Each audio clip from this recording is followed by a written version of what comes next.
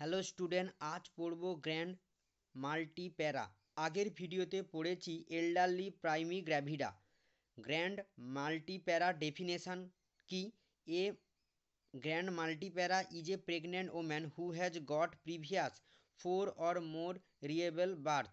Grand multipara কাকে বলবো? একটা প্রেগনেন্ট ওমেনকে বলবো যার কি আছে, আগে 4 বা তার বেশি রিয়েল বেবি আছে, তাকেই বলবো গ্র্যান্ড মাল্টিপ্যারা। এর কমপ্লিকেশান কি? ডিউরিং প্রেগনেন্সির টাইমে কি কি কমপ্লিকেশান হতে পারে? অ্যাবরশান হতে পারে, অবস্ট্রাকটিভ হ্যাজার্ড হতে পারে। অবস্ট্রাকটিভ হ্যাজার্ডের মধ্যে কি কি আছে? Male presentation, multiple pregnancy, placenta praevia. আর মেডিকেল ডিসঅর্ডার কি কি হতে পারে? Anaemia, hypertension. আর প্রি ম্যাচুরিটি লেবার হতে পারে, প্রি ম্যাচুরিটি প্রেগনেন্সি হবে বা প্রি ম্যাচুরিটি বেবি হতে পারে। দেন ডিউরিং লেবার টাইমে কি কি কমপ্লিকেশান আসবে? Cord prolapse, CPD, cephalic pelvic disproportion, obstructive labour, rupture uterus, PPH postpartum haemorrhage, shock, আরেকটা কি অপারেটিভ ইন্টারফারেন্স ইউজ করা হতে পারে। Next, during puerperium. ডিউরিং প্রিপেনিয়ামে কি কি হবে?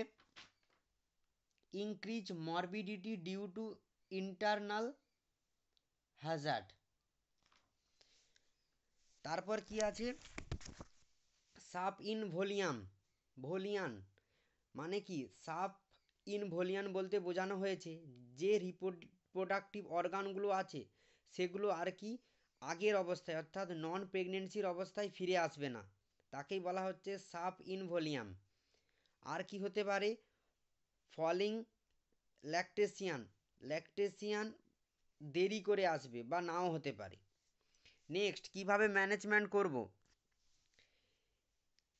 এই প্রেগনেন্সিটাকে হাই রিস্ক কেসের মধ্যে ফেলবো, ক্যাটাগরির মধ্যে ফেলবো। তারপর কি?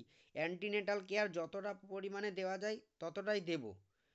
ডেলিভারি যে হবে তার প্রসিডিওর এবং কেয়ারগুলো রুটিন অনুযায়ী স্টেপ বাই স্টেপ করব। বেবির পজিশান এবং প্রেজেন্টেশান চেক করব। আর পিপিএইচ পোস্টপার্টাম হ্যামারেজ হচ্ছে কি না সেটা লক্ষ্য রাখব। আশা করি আজকের ভিডিওতে তোমরা গ্র্যান্ড মাল্টিপ্যারা বুঝতে পেরেছো। ওকে, থ্যাংক ইউ সো মাচ।